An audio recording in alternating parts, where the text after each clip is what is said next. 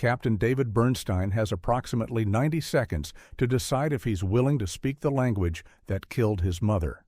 The radio equipment captured from the German Signals Company 2 hours ago sits on the folding table in the frozen Belgian farmhouse, and through the static-laced headphones, Bernstein can hear Wehrmacht communications officers coordinating across the Ardennes sector. And every word is in the precise Hochdeutsch his mother Miriam used to speak when she read him Goethe before the war, before the letters from Warsaw stopped coming in 1942, before he learned that fluent German wasn't just an academic skill, but a weapon he didn't want to use. It's December 19, 1944. The Battle of the Bulge is 5 days old. American forces are pushing back German advances, but intelligence has just decoded something that makes battlefield positions irrelevant. Stalag 4B, near Mühlberg, holds 23,000 Soviet POWs.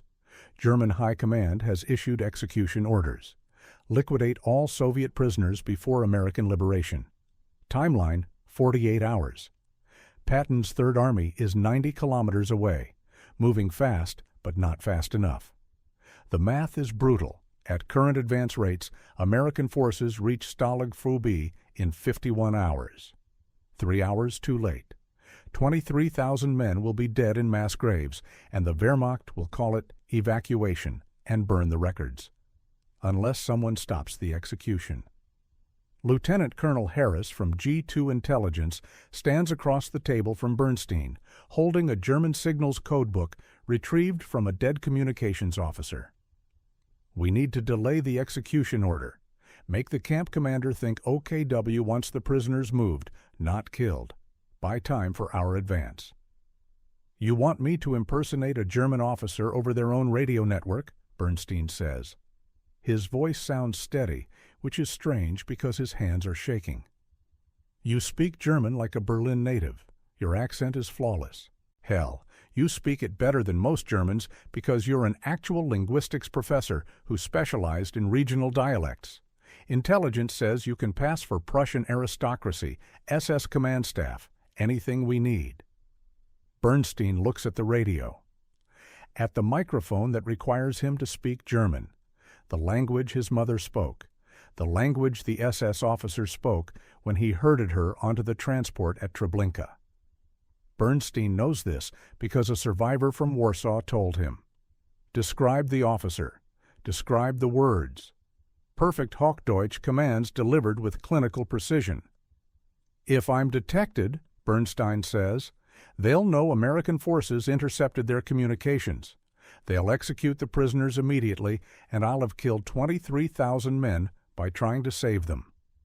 If you do nothing, they're dead anyway in 48 hours. The equation is simple. Speak German or watch 23,000 die. The equation is also impossible. Speak the language of your family's murderers or let it murder 23,000 more.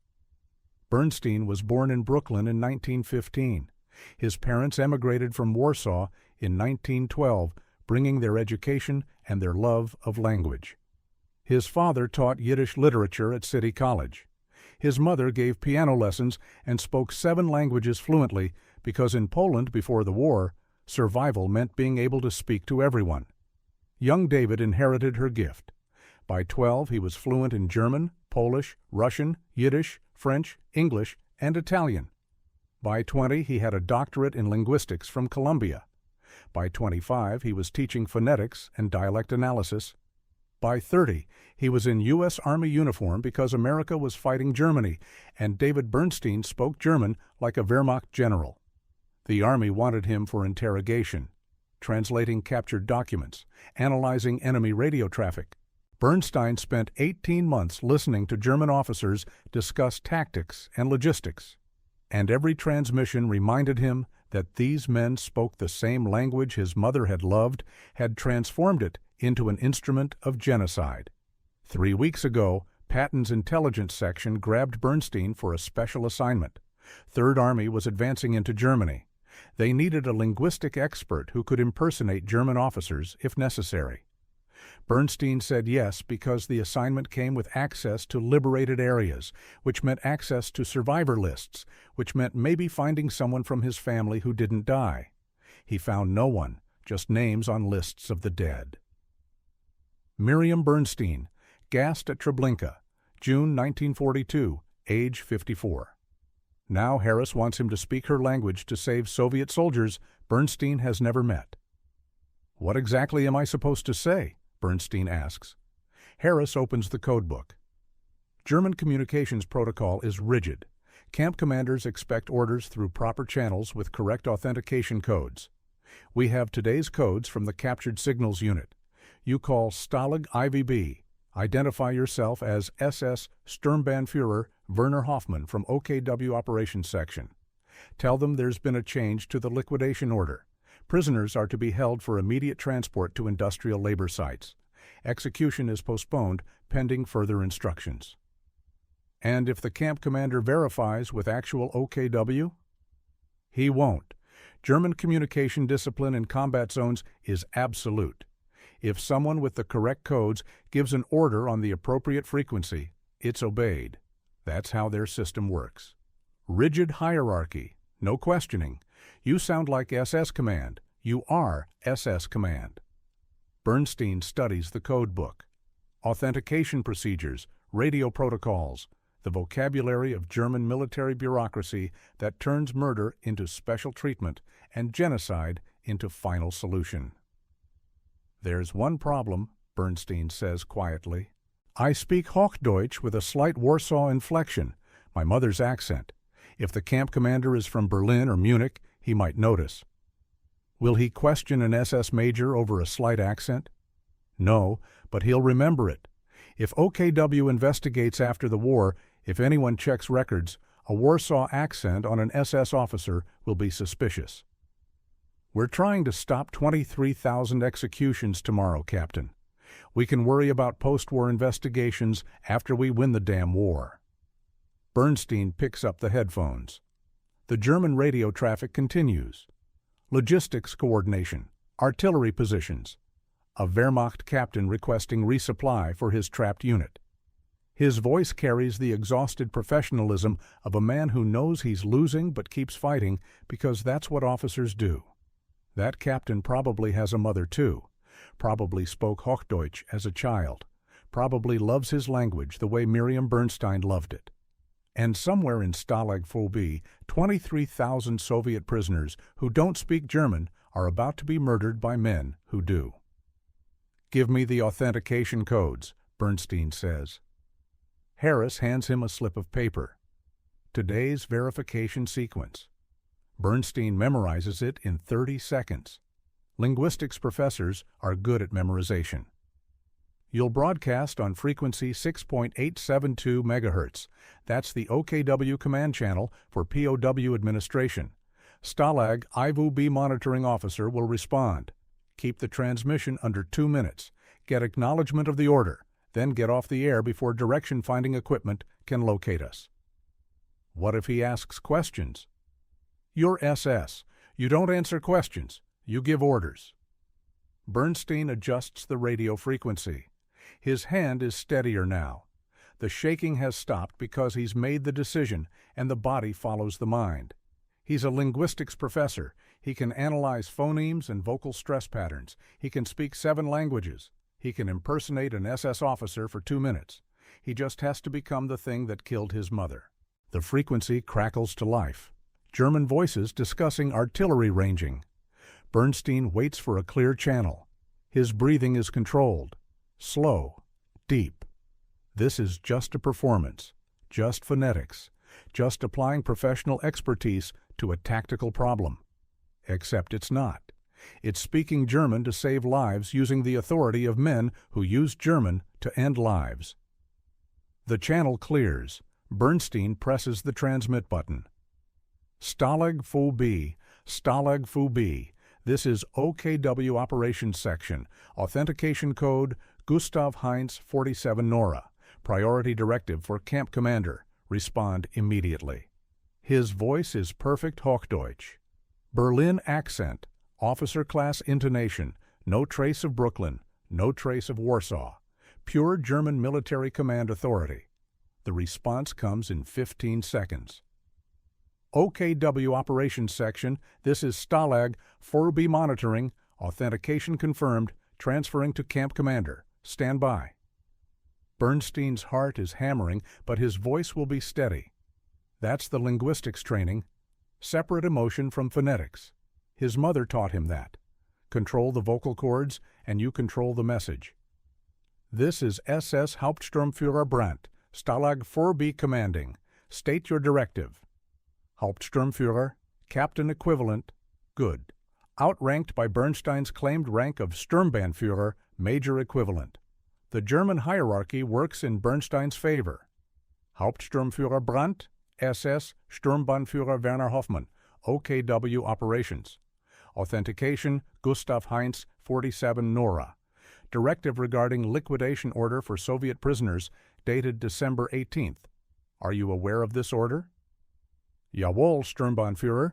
Execution scheduled for December 21st, 0600 hours. Preparations are underway. 23,000 men. Preparations underway. Bernstein's mother was killed with the same bureaucratic efficiency.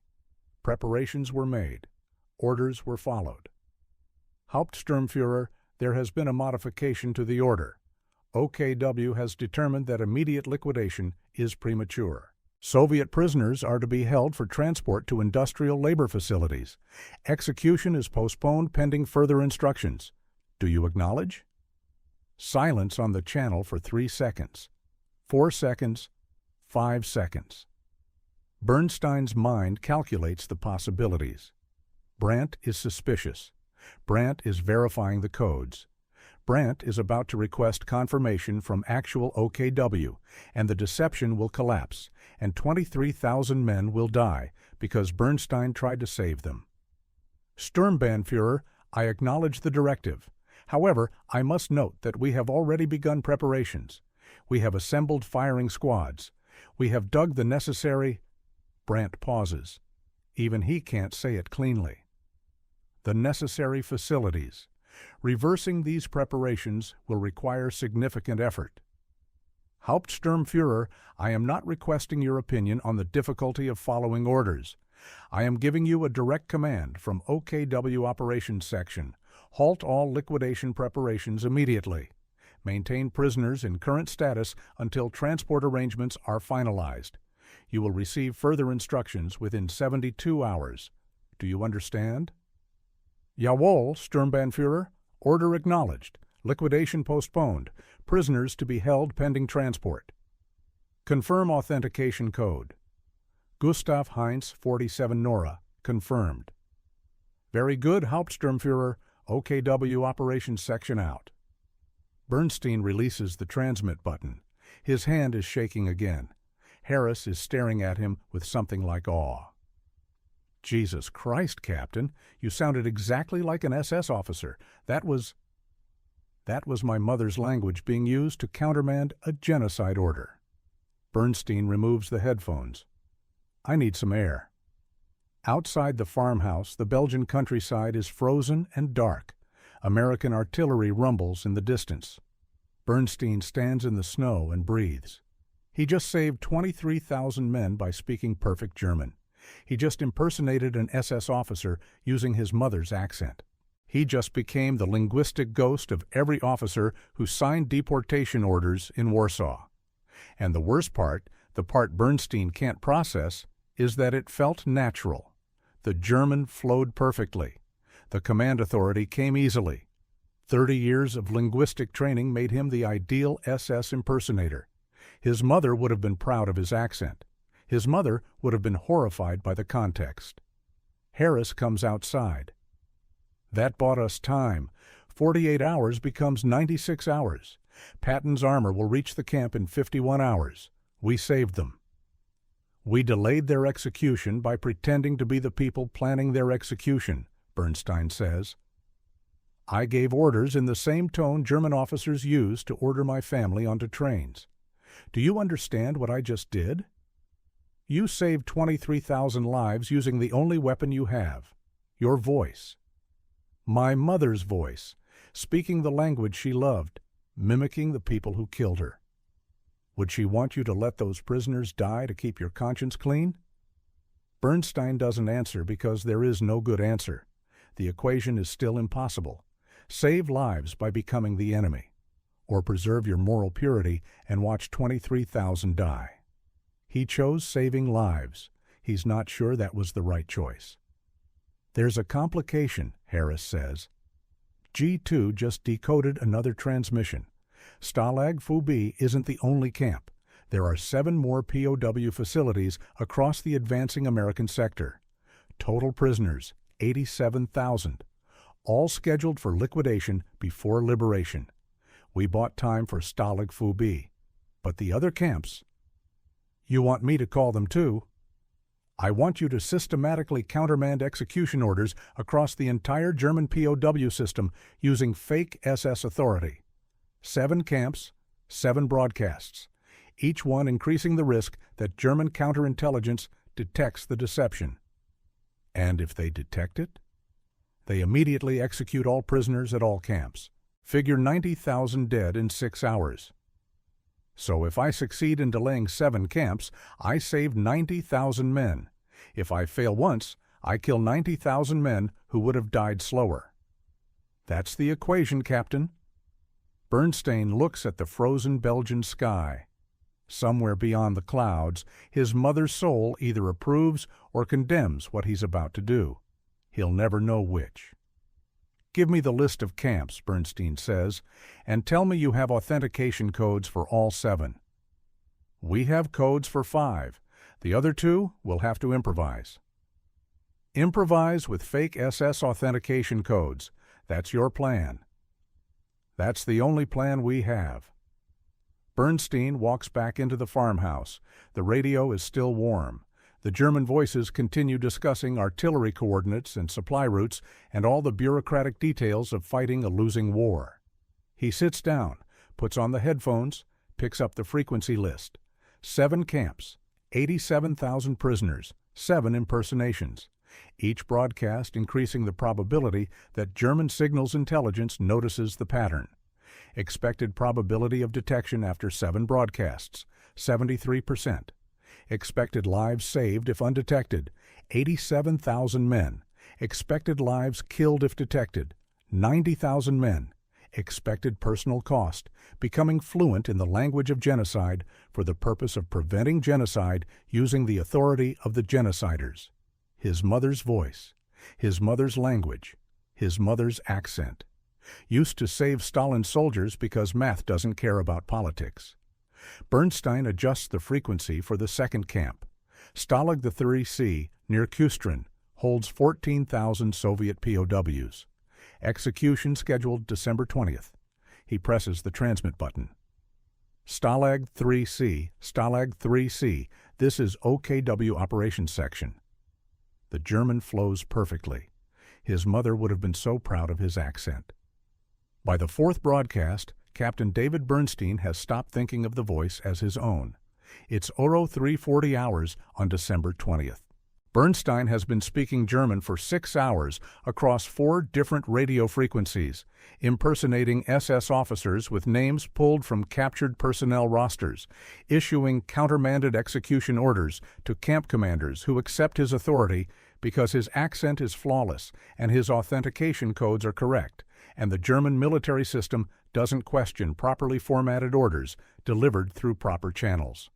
Stalag III-C, 14,000 Soviet POWs. Execution postponed.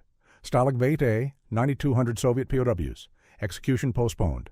Stalag Luft 4, 8,100 Soviet POWs. Execution postponed. Stalag XB, 11,300 Soviet POWs. Execution postponed. Total saved so far, 65,600 men. 3 camps remaining. Probability of detection increasing with each transmission. Bernstein's voice is hoarse, not from strain but from something else, from speaking his mother's language for so long that it's starting to feel natural again. That's the dangerous part, the part where German stops being the language of murderers and becomes just language. Pure phonetics, professional linguistics, the way his mother taught him to hear words as beautiful regardless of who speaks them. Except these words aren't beautiful. They're bureaucratic euphemisms for mass murder delivered with clinical precision, and Bernstein is using them to prevent mass murder, which means he's become fluent in the vocabulary of genocide for the purpose of stopping genocide, and the moral mathematics of that equation are destroying him. Lieutenant Colonel Harris brings coffee. Real coffee, not the bitter substitute. Someone pulled strings. "You need rest, Captain. We can postpone the remaining broadcasts until—" "Until when?" Bernstein's voice cracks.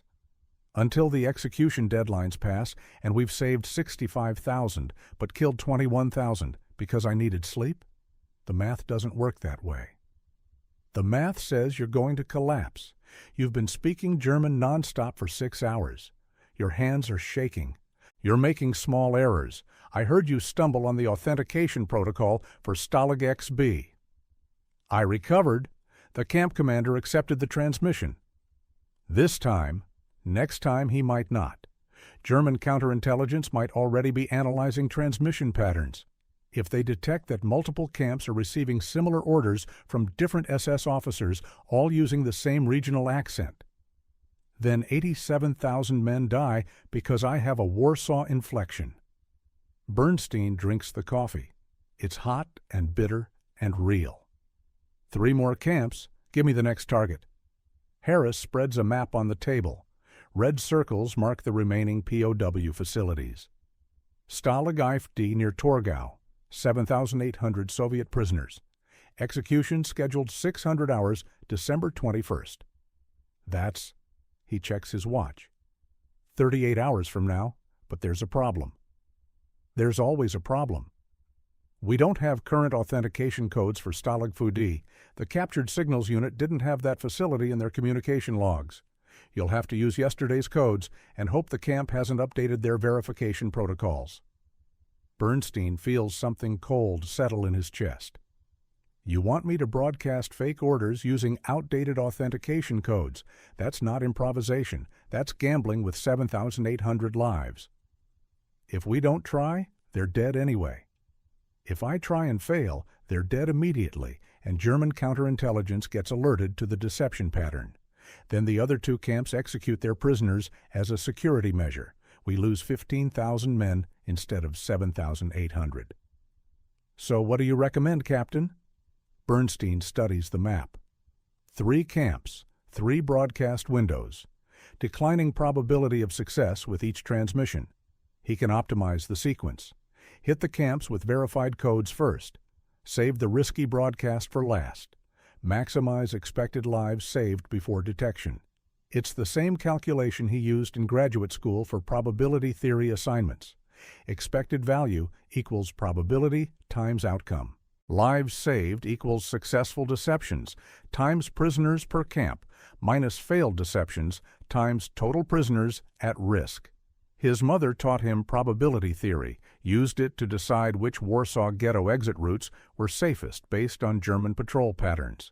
She calculated her odds of survival every day until the day she calculated wrong and ended up on a transport to Treblinka. Mathematics didn't save her. Maybe mathematics can save 87,000 Soviet prisoners. Or maybe Bernstein is just using equations to avoid confronting the fact that he's playing God with other people's lives, using his murdered mother's accent. "I'll broadcast to Stalag FUD last," Bernstein says. "After the other 2 camps. If the outdated codes trigger suspicion, at least we'll have saved everyone else first." That's cold math, Captain. That's the only math that works in war. Harris marks the broadcast sequence on the map. Stalag 9B near Schweinfurt, then Stalag 19A near Limburg, then the risky Stalag FUD broadcast with yesterday's codes. Bernstein adjusts the radio frequency. 7.243 megahertz. The Wehrmacht command channel is busy with tactical traffic. A panzer company requesting air support. A supply officer reporting fuel shortages. The ordinary administrative language of a collapsing army. The channel clears. Bernstein presses transmit. Stalag 9B, Stalag 9B, this is OKW Operations Section, authentication code, Friedrich Wilhelm 53 Anton, priority directive for camp commander, respond immediately. His voice is perfect. Prussian officer class, Berlin educated, no trace of Brooklyn, no trace of Warsaw, just pure German command authority delivered with the casual confidence of men who expect obedience. The response takes 8 seconds, longer than usual. Bernstein's pulse accelerates. OKW Operations Section, this is Stalag 9B monitoring. Authentication code is... 1 moment, please. 1 moment, please. That's not standard protocol. That's hesitation. That's a monitoring officer checking verification procedures. That's the sound of suspicion. Bernstein makes a split-second decision. Doesn't wait for the monitoring officer.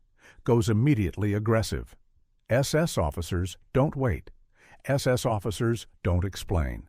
SS officers command. Monitoring officer, I am not accustomed to waiting for authentication confirmations. Transfer me to your camp commander immediately, or I will personally ensure your next posting is the Eastern Front Infantry. The threat is precise. The Eastern Front is a death sentence. Every German soldier knows it. Monitoring officers don't question SS majors who threaten career-ending reassignments.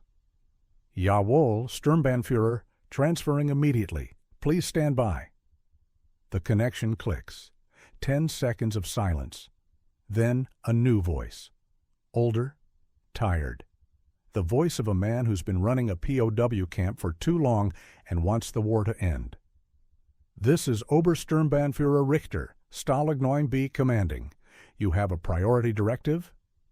Obersturmbannführer, Lieutenant Colonel equivalent. Outranks Bernstein's claimed rank of Sturmbannführer. This is bad. SS protocol requires subordinate officers to defer to superior ranks, but Bernstein is claiming to speak with OKW Operations Authority, which theoretically supersedes local command rank. Theoretically. Obersturmbannführer Richter, SS Sturmbannführer Klaus Hoffmann, OKW Operations. Authentication, Friedrich Wilhelm, Paran 53 Anton. I have a directive regarding the liquidation order for Soviet prisoners currently scheduled for December 21st. I'm listening, Sturmbannführer. The emphasis on Sturmbannführer is subtle but present. Richter is reminding Bernstein that he's a lieutenant colonel taking orders from a major. That's acceptable if the major speaks with OKW authority. But it's also the sound of an officer who's going to verify everything because he's senior enough to question unusual orders. Bernstein has 30 seconds before this conversation becomes an interrogation. OKW has determined that immediate liquidation of Soviet prisoners is strategically premature. Industrial labor requirements have increased due to Allied bombing of manufacturing centers. Your prisoners are to be held for transport to armaments facilities. Execution is postponed indefinitely. You will maintain current security protocols until transport arrangements are finalized. Sturmbannführer, I received the liquidation order from Reichsführer SS Himmler's office directly. You're telling me that OKW is countermanding an order from Himmler himself? This is the nightmare scenario. A camp commander who received orders from the top of the SS hierarchy. Countermanding those orders requires authority Bernstein doesn't have. Can't claim. Can't fake. Unless. Obersturmbannführer, I am not countermanding Reichsführer Himmler's authority. I am relaying updated strategic priorities from OKW that supersede the timeline of the original directive. The Reichsführer's intent remains valid. The execution of Soviet prisoners remains authorized. The timing has been adjusted to accommodate labor requirements. Unless you wish to contact the Reichsführer personally to question OKW's coordination with his office. The challenge is calculated. No officer wants to contact Himmler's office to verify orders. Doing so implies doubt about command structure, implies questioning authority, implies potential insubordination. German military culture punishes such initiative. Richter's silence extends for 5 seconds, 8 seconds, 12 seconds. Then, I acknowledge the directive, Sturmbannführer. Execution postponed pending transport arrangements. However, I am noting in my log that this order contradicts previous directives from superior authority. If there are questions later, I will refer them to OKW Operations Section and specifically to your name, Sturmbannführer Klaus Hoffmann. Bernstein's blood runs cold. Richter is creating a paper trail. After the war, if anyone investigates, there will be a record of SS Sturmbannführer Klaus Hoffmann issuing orders that contradict Himmler.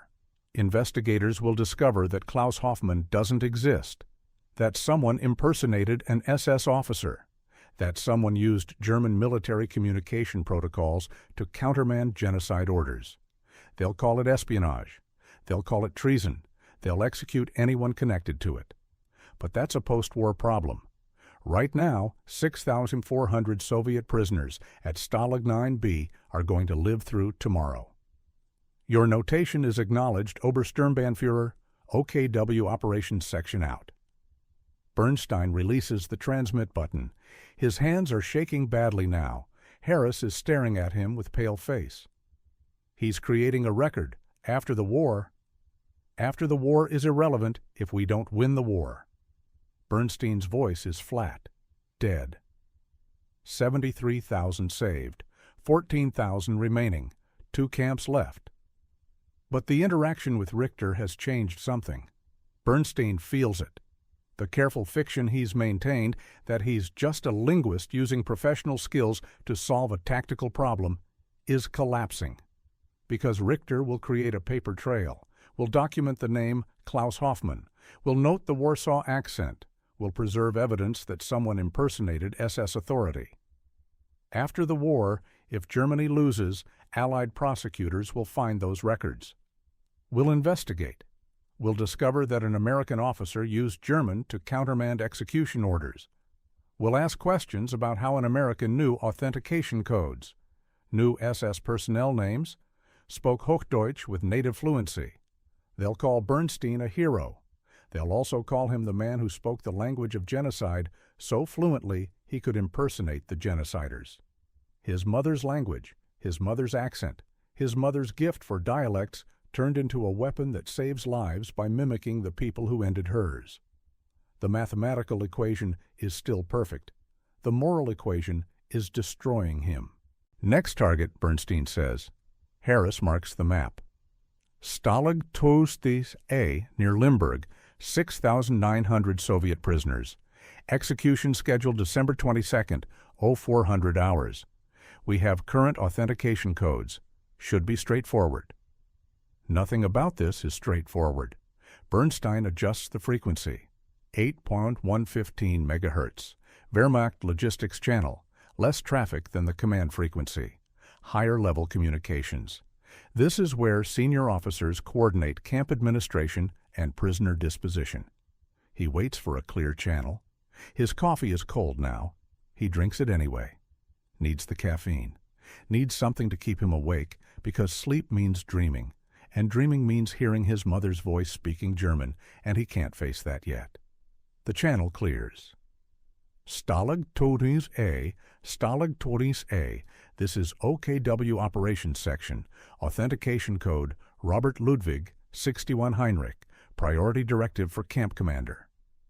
The response is immediate. OKW Operations Section, Stalag 1000A Monitoring, Authentication confirmed. Transferring to Camp Commander. Stand by. Smooth. Professional. No hesitation. That's good.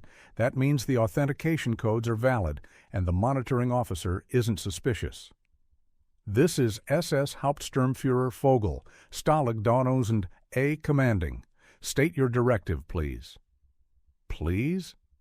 The word catches Bernstein off guard. German officers don't say please. They give orders. They acknowledge orders. They confirm directives. But they don't say please to superior ranks, which means Vogel is either unusually polite or unusually suspicious. Hauptsturmführer Vogel, SS Sturmbannführer Werner Hoffmann, OKW Operations. Authentication, Robert Ludwig, 161 Heinrich. Directive regarding liquidation order for Soviet prisoners scheduled December 22nd. Are you prepared to execute this order? Sturmbannführer, we have preparations underway, execution teams assembled, disposal facilities prepared. We are ready to proceed on schedule. Disposal facilities, the bureaucratic euphemism for mass graves. Vogel delivers it without emotion, just reporting facts, just following orders, just doing his job as a camp commander in charge of 6,900 men scheduled to die. Bernstein wonders if Vogel has children, if he reads them Goethe, if he speaks Hochdeutsch at home and kisses them goodnight in the language that Bernstein's mother used for lullabies. Hauptsturmführer, OKW has determined that execution is premature. Industrial labor requirements necessitate transport of prisoners to manufacturing facilities. Your liquidation order is postponed indefinitely. Maintain prisoners in current status pending transport arrangements. Silence. 3 seconds. 5 seconds. 7 seconds. Then, Sturmbannführer, may I speak frankly? That question, that dangerous question. Vogel is about to violate protocol, about to question orders, about to expose doubt that could unravel everything. You may speak, Hauptsturmführer. Sturmbannführer, I have commanded this facility for 14 months. I have received liquidation orders. I have received transport orders. I have received labor assignment orders. Each directive contradicts the previous directive. My men are exhausted from preparing for executions that get postponed, from organizing transports that get canceled, from implementing orders that change weekly. Please, Sturmbannführer, with respect, is OKW certain this directive will not be reversed again tomorrow? The question is devastating in its honesty. Vogel isn't questioning authority. He's questioning competence. He's admitting that the entire German command structure is collapsing into chaos, that orders contradict each other, that nobody knows what's happening anymore. He's admitting that Germany is losing, and Bernstein realizes he has an opportunity, because chaos breeds acceptance. If Vogel believes the German command structure is disintegrating, he'll accept contradictory orders as normal, won't question them, won't verify them, won't create paper trails like Richter did. Hauptsturmführer Vogel, your frustration is noted and understood. Command coordination has been difficult during this operational period. However, this directive comes directly from strategic planning at the highest levels. I cannot guarantee it won't be modified again. I can only tell you that as of this moment, your orders are to postpone execution and maintain prisoners for labor transport. If those orders change, you will be notified through proper channels. Understood, Sturmbannführer. Execution postponed. Prisoners maintained. I will await further instructions. Very good, Hauptsturmführer. OKW Operations Section out. The transmission ends. Bernstein removes the headphones. His head is pounding. 6 hours of speaking German. 6 hours of inhabiting the linguistic space of SS officers. 6 hours of using his mother's accent to prevent the machinery of death she died in from killing 79,900 more people. 2 camps done, Harris says. 1 left, Stalag D with the outdated authentication codes. Bernstein looks at the clock. 05:10 hours. Dawn approaching. American artillery is closer now. The Third Army advance continues. Patton's armor will reach the first camps in approximately 40 hours. If Bernstein can delay executions for just 2 more days, the prisoners will be liberated alive. If. What's the current situation at Stalag 4D? Bernstein asks. Harris checks intelligence reports. 7,800 Soviet POWs. Execution scheduled December 21st, 0600 hours. That's 25 hours from now. Camp commander is SS Obersturmbannführer Werner Neumann. Career SS officer. Participated in Einsatzgruppen operations in Ukraine in 1904. Multiple war crimes investigations pending. This is not a man who questions orders or shows mercy. You're telling me the last camp is commanded by an actual war criminal. I'm telling you that if anyone is going to verify orders with OKW headquarters, it's Neumann. He's paranoid, suspicious, known for creating detailed documentation of everything. He survives by covering his ass with paperwork. Bernstein understands. Neumann is like Richter but worse. He'll question the orders. He'll demand verification. He'll use yesterday's authentication codes as evidence of fraud. And when he reports the attempted deception to German counterintelligence, they'll investigate the pattern. Find the other camps. Discover that multiple facilities received similar countermand orders. And all 87,000 prisoners will be executed immediately as a security measure. Expected probability of success at Stalag 4D, 12%. Expected lives lost if detected, 87,000 men. Expected lives saved if successful, 7,800 men. The mathematics say, don't make the broadcast. Save the 79,900 already delayed and accept that 7,800 will die. Optimize for maximum survival. But that mathematics requires accepting 7,800 deaths, requires calculating that those lives are worth less than the risk to everyone else, requires becoming the kind of person who makes calculations about whose lives matter and whose lives don't, requires becoming the kind of German officer Bernstein has been impersonating. I need to think, Bernstein says. He walks outside. The Belgian dawn is cold and clear. Somewhere east, 7,800 Soviet prisoners are waking up for their last day alive unless Bernstein risks everyone to save them. His mother used to tell him a story about Rabbi Hillel, who said, "If I am not for myself, who will be for me? And if I am only for myself, what am I?" Miriam Bernstein interpreted that as mathematics. Self-interest versus collective responsibility. Individual survival versus community obligation. The equation that governs all ethical behavior. If Bernstein doesn't broadcast to Stalag 4D, 7,800 men die. He's not for himself. He's never been at risk. But he's only for the 79,900 already saved. And what does that make him? If Bernstein does broadcast, he risks all 87,000 lives to save 7,800. That's collective responsibility. But it's also gambling with other people's lives based on his assessment of acceptable risk. There's no good answer. There's only the mathematics of impossible choices. Bernstein goes back inside. Harris is studying the map, looking for alternative solutions that don't exist. "Make the broadcast," Bernstein says. "Captain, the risk." "I understand the risk. I've calculated the probabilities. I know that rational tactical doctrine says accept 7,800 losses to preserve 79,900 gains. But I'm not a tactician. I'm a linguistics professor who speaks 7 languages because my mother taught me that language is how humans connect with each other.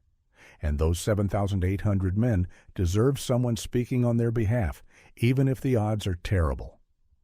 "You're willing to risk everyone for 7,800?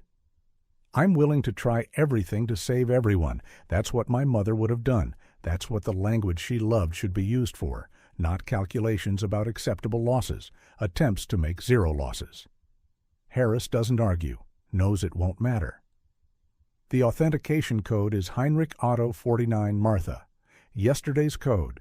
If Neumann has updated his verification protocols today, he'll know immediately that something's wrong. Then I'll have to be very convincing. Bernstein adjusts the radio frequency. 6.872 megahertz, OKW command channel, heavy traffic. The Wehrmacht is coordinating defensive positions across the Bulge. German units pulling back, American forces advancing. He waits for a clear channel. His hands are steady now. The decision is made, the mathematics accepted, the moral weight acknowledged.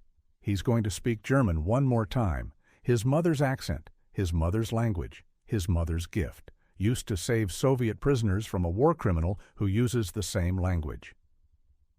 The channel clears. "Stalag 4D, Stalag 4D, this is OKW Operations Section, authentication code Heinrich Otto 49 Martha, immediate priority directive for SS Obersturmbannführer Neumann, respond immediately." The response takes 4 seconds. OKW Operations Section, this is Stalag 4D monitoring. Authentication code Heinrich Otto 49 Martha is Sturmbannführer, that is yesterday's authentication code. Current protocol requires today's verification. The monitoring officer caught it. Immediately. Bernstein has perhaps 10 seconds before this becomes a security alert. He makes the decision that will either save 7,800 men or kill 87,000. Monitoring officer, I am aware that Heinrich Otto 49 Martha is yesterday's code. I am using yesterday's code deliberately because this directive originates from a secure channel that has not yet received today's update. If you require me to delay this transmission until your monitoring station receives current codes, I will note in my report that Stalag Fudi monitoring protocols prevented urgent strategic communications. Do you want that notation in your file? The threat is calculated. Blame the monitoring officer for security protocol inflexibility. Make it his problem. Make him choose between following rules and avoiding career consequences.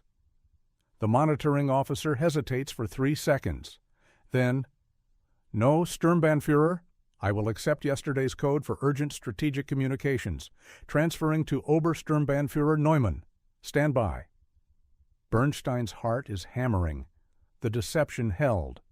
The monitoring officer chose career safety over security protocol. The next voice is cold, professional, utterly without emotion. "This is SS Obersturmbannführer Werner Neumann. You are using outdated authentication codes to contact my facility. Explain." Not state your directive, not "I'm listening," just explain. The voice of a man who trusts nothing and suspects everything. This is the moment where Bernstein either convinces a war criminal or kills 87,000 people. Obersturmbannführer Neumann, SS Sturmbannführer Klaus Hoffmann, OKW Operations Section Special Communications. I am using yesterday's authentication because this directive is classified above standard security protocols. My transmission originates from a secure planning cell that operates on delayed code rotation to prevent interception. I have an urgent directive regarding your facility's liquidation order scheduled for December 21st. I received that order directly from RSHA. You're telling me OKW is interfering with Reich Security Main Office directives? RSHA, Reichssicherheitshauptamt, the organization that coordinates the Holocaust. Neumann received his execution orders from the people running extermination camps. Countermanding that requires authority. Bernstein can't fake, unless he doesn't countermand it, unless he redirects it. Obersturmbannführer, OKW is not interfering with RSHA authority. RSHA's directive remains valid. However, Reichsführer Himmler's office has coordinated with OKW regarding optimal timing for prisoner liquidation relative to Allied advance patterns. The strategic assessment is that executing prisoners immediately before American liberation creates propaganda opportunities for the enemy. Bodies discovered by advancing forces.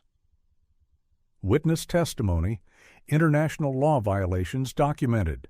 RSHA prefers that liquidation occur either well before American arrival or well after in secure rear areas. Your current timeline puts execution within 48 hours of probable American advance to your position. The lie is beautiful, doesn't countermand the genocide, just delays it for public relations reasons, makes it sound like Himmler wants the killing done more efficiently, more secretly. Appeals to Neumann's paranoia about post-war consequences. Neumann's silence extends for 8 seconds. Then, Sturmbannführer, what you're saying is that RSHA wants the prisoners killed, but not where Americans can immediately discover the evidence. Precisely, Obersturmbannführer. The directive is to transport prisoners to secure facilities deeper in Reich territory, execute them there, dispose of evidence properly, avoid creating propaganda material for Allied prosecutors. And when will this transport occur?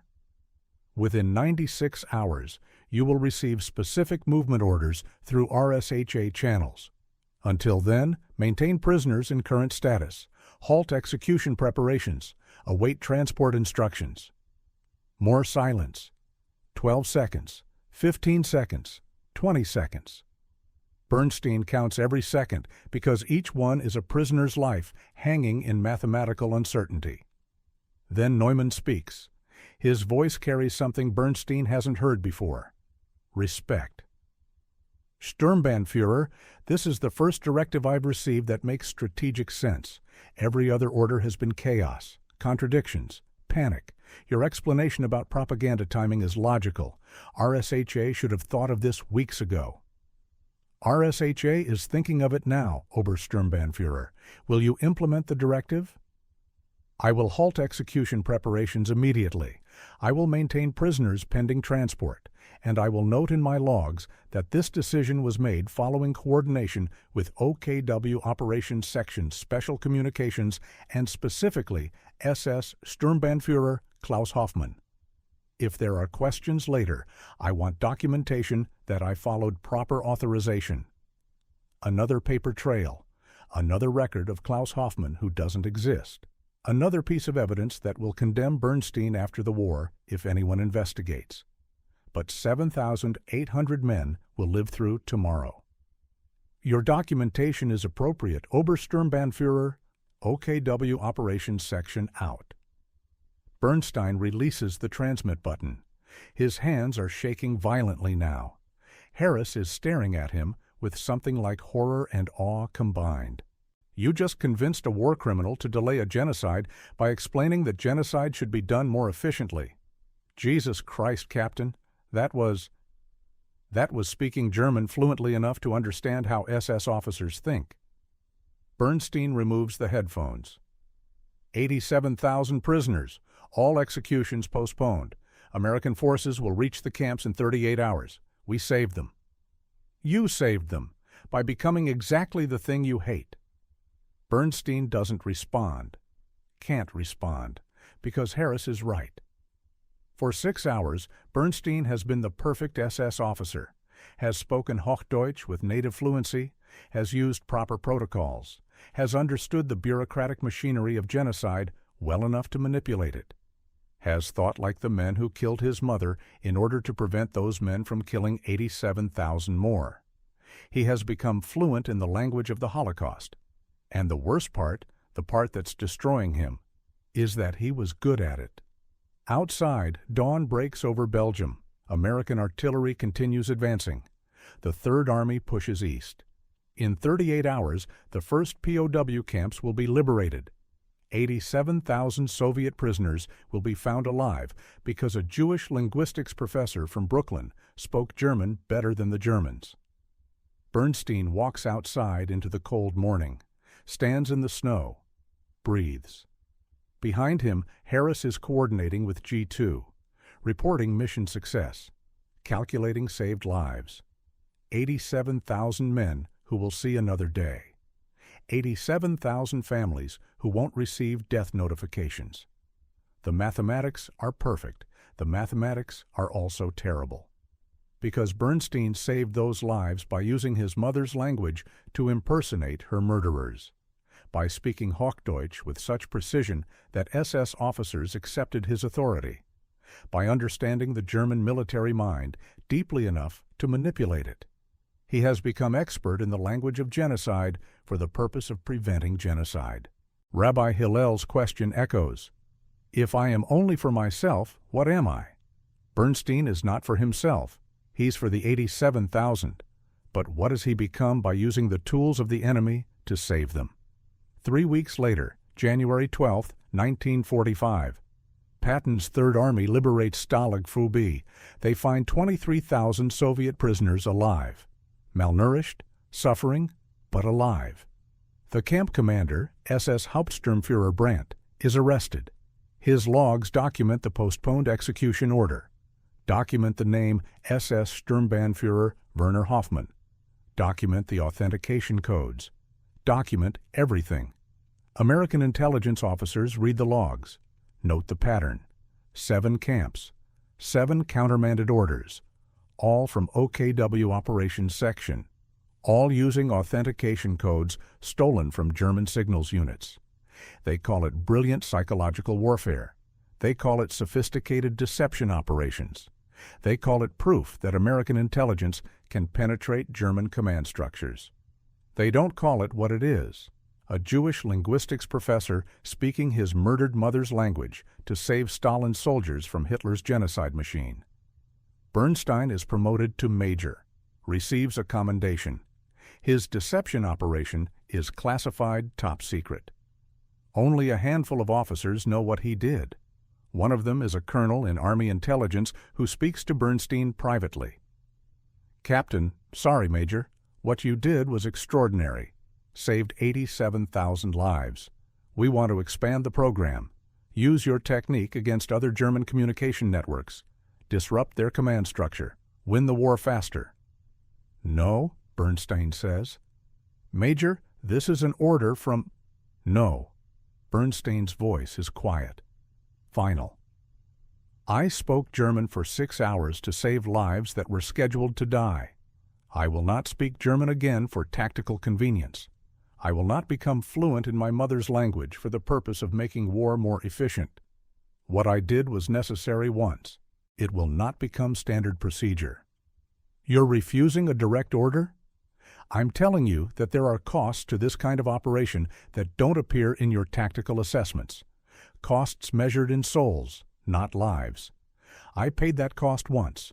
I will not pay it again." The colonel doesn't push, understands something he can't articulate. Bernstein is transferred to document translation, quiet work, safe work, no more radio impersonations.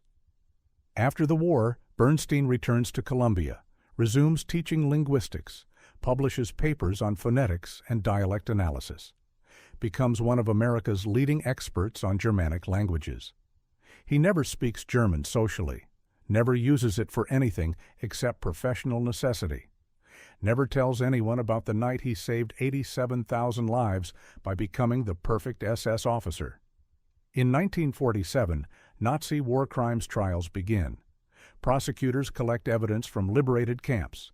They find the logs, find the names, find references to SS Sturmbannführer Klaus Hoffmann, who doesn't appear in any German personnel records.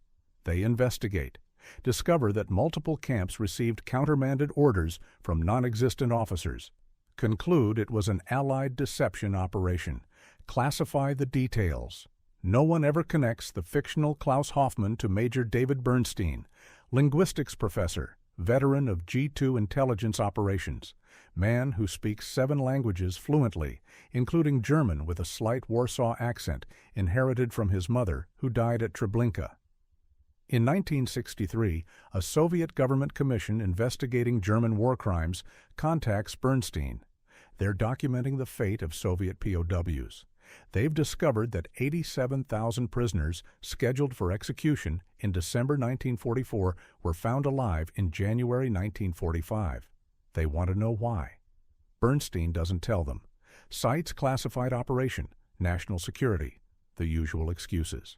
The real reason is that he can't explain to Stalin's government that he saved Soviet soldiers by speaking German fluently enough to manipulate SS officers. Can't explain that he used the language of genocide to prevent genocide. Can't explain that the cost of saving 87,000 lives was becoming expert in the tools of their attempted murder. Some truths are too complex for official histories. In 1978, Bernstein is dying. Cancer. Doctors give him 3 months. He's 63 years old, has lived a good life, published 30 papers, taught thousands of students, saved 87,000 people from execution. His daughter asks him about the war, about what he did, about why he never speaks German socially. Bernstein tells her the story, all of it, the radio broadcasts, the impersonations, the authentication codes, the 6 hours of being the perfect SS officer, the paper trails documenting Klaus Hoffmann, who never existed. "Did you ever regret it?" she asks. Bernstein thinks for a long time. "I regret that it was necessary," he finally says. "I regret that speaking my mother's language required becoming the thing that killed her. I regret that mathematics forced me to calculate whose lives to risk and whose to save. I regret that the only way to prevent 87,000 executions was to understand the people planning those executions well enough to manipulate them. But do I regret saving 87,000 lives? No, I couldn't live with any other choice. Would you do it again? If necessary? Yes. But I hope it's never necessary again, because the world shouldn't require Jewish linguistics professors to become fluent in the language of the Holocaust to stop the Holocaust. That equation should never have existed. David Bernstein dies on March 7, 1978. His obituary in the New York Times mentions his distinguished career as a linguistics professor, his service in World War II, his publications on Germanic phonetics. It doesn't mention the 6 hours in December 1944 when he spoke German with such perfection that he saved 87,000 lives. It doesn't mention SS Sturmbannführer Klaus Hoffmann, who never existed, but whose name appears in German camp logs as the officer who countermanded execution orders. It doesn't mention that fluency in your murdered mother's language can become a weapon more powerful than any rifle if you're willing to pay the cost of using it. Some stories remain classified forever, not because governments classify them, but because the people who live them understand that some truths are too terrible to share except with those who will understand both the mathematics and the morality of impossible choices. In 1995, Russian archives open. Historians discover documents about the December 1944 POW camp liberation. They find 87,000 survivors who shouldn't have survived. They find execution orders that were postponed for unknown reasons.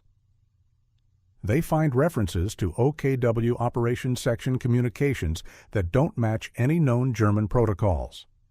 A historian contacts Bernstein's daughter, asks if her father ever mentioned anything about POW camp operations. She tells them the story. All of it? Her father is dead. The classification is obsolete. The truth can be told. The historian publishes a paper, The Ghost of OKW, How Allied Deception Operations Saved 87,000 Soviet POWs in December 1944. The paper doesn't mention David Bernstein by name, cites an American linguistics specialist who remains anonymous, doesn't explain the moral cost, doesn't discuss the psychological weight of speaking your mother's language to impersonate her murderers. Just the facts, the authentication codes, the broadcasts, the saved lives, the mathematics, which is appropriate because David Bernstein learned from his mother that mathematics don't care about your feelings. They just care about the numbers. 87,000 saved. One soul permanently compromised. The equation works. The equation is also terrible. And somewhere in whatever comes after death, Miriam Bernstein knows that her son used her gift, her love of language, her perfect Hochdeutsch, her Warsaw accent, to save 87,000 lives from the same machinery that took hers. She would have been proud of his fluency. She would have been horrified by the necessity of using it. She would have understood both. Because that's what mothers do. They teach their children to speak, and they hope their children never have to use those languages for the purposes David Bernstein used them in December 1944. But if necessary, if absolutely necessary, they would want their children to make the same choice he made. Save the 87,000. Pay the cost. Remember the names. And never speak that language again unless absolutely necessary.